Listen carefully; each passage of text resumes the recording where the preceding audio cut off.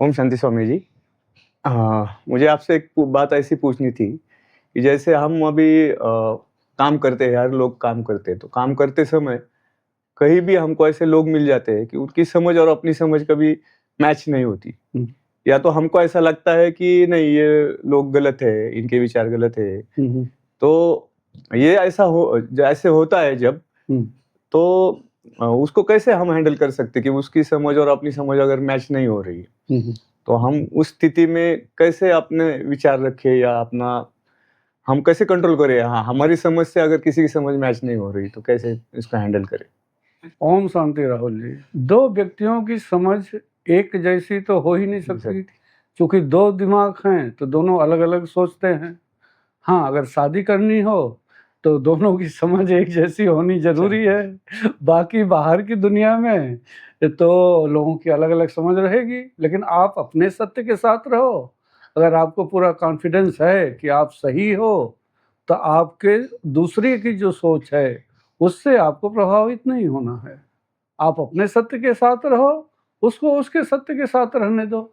भाई वो आपकी बात नहीं मान रहा है, वहाँ आपका काम नहीं होना होगा, या कोई बिज़नेस है जो वहाँ नहीं होना होगा, तो कहीं और होगा। बस चरे वेती, रुको मत, चलते जाओ और आपकी समझ वाला कोई न कोई ज़रूर मिल जाएगा। जैसे इतने साल से जिस पत्नी के साथ रह रहे हो, दोनों की समझ एक हो गई क्या? दोनों के गोल एक हो गए क्या? दोनों के वे एक हो गए क्या? दोनों में मतलब अब कोई अद्वैत नहीं रहा, दोनों के दिमाग मेल्ट होके दोनों व्यक्ति एक हो गए क्या? आप सुषमा जी में और सुषमा जी आप में परमात्मा को देखने लगी क्या? ऐसी घटना घटित हुई शादी के बाद? जब से शादी हुई या शादी के पहले आपने सुषमा जी के अलावा और किसी लड़की को नहीं देखा, ऐसी नहीं दूसरी दृष्टि से जैसे सुषमा को देखते हो, रोमांटिक वे में? इतने ईमानदार हो क्या एक दूसरे के प्रति? वो तो है, उसकी मुझे गारंटी है। तुम्हारे में थोड़ा सा डाउट होता है, तो क्या सत्य है आपका? कृपया प्रकाश डालें। सुषमा में आपको परमात्मा दिखता है कि नहीं दिखता? दिखता है ना, क्यों नहीं दिखता? हाँ, और अगर इसीलिए तो मैं समझ मैच कर लेता हूँ ना, मेरी समझ से नहीं मैच हुई थी। अच्छा तो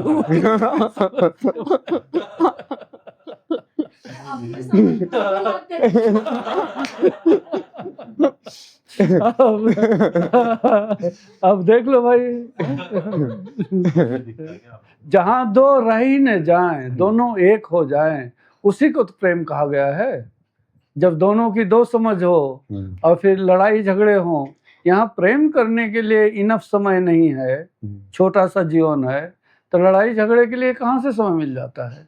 और जिसको प्रेम करते हो उससे कैसे लड़ सकते हो?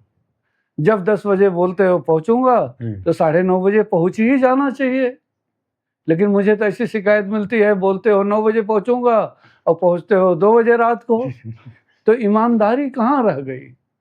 और वो भी सोचती रह जाती है कि कहाँ गए होंगे, इसके बाद कहाँ गए होंगे। खैर अब तो सब उसको मालूम है तुम क्या क्या कर सकते हो और कहाँ कहाँ जा सकते हो, तुम्हारी नस नस से वो वाकिफ है अभी।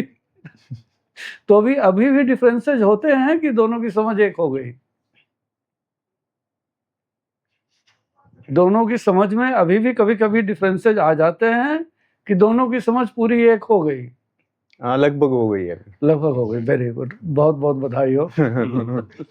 और मैंने एक सुना है ऐसा हाँ कि जो व्यक्ति प्रेम करता है, हाँ तो जो जिससे प्रेम करता है उसका आनंद उसका खुद का आनंद मान लेता है। हाँ तो उसको ऐसा वो ये नहीं करता कि स्वीकार कर लेता है जिसका जो भी चीज़ है। जैसे ये समझ की बात जैसे हमने की, हाँ कि समझो वो समझ भी अलग है सामने वाले की, लेकिन हम उससे प्यार करते हैं, हाँ। तो हम उसको स्वीकार भी करना चाहिए ना उसकी जो। तो उसकी खुशी को ही अपनी खुशी मान लेते हैं। हाँ। सामने प्रेम का मतलब ही होता है खाली देना।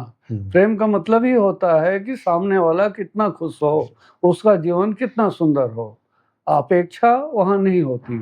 जहाँ अपेक्षा आ गई वहाँ पर बिजनेस हो गया कि मैं तुम्हारे लिए ये कर रहा हूँ तो तुम मेरे लिए ये करो, वो धंधा हो गया। और रियल जो प्रेम होगा वहाँ खाली सामने वाले की खुशी देखी जाएगी, उसका आनंद देखा जाएगा। भाई किन किन क्या क्या मैं करूं कि वो ज्यादा खुश हो जाए, ज्यादा आनंदित हो जाए।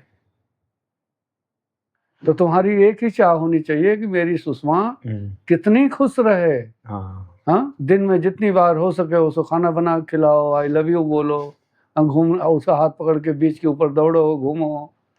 वो इसलिए सब तो मैंने करो अभी जिससे उसको किचन सुख में एसी मिलता बस हो। बिठाया ना, किचन में एसी बिठाया इसलिए मैंने। डाइनिंग हॉल में बिठाया जाए, उसकी चेयर सामने, उसके सामने ऐसे बिठा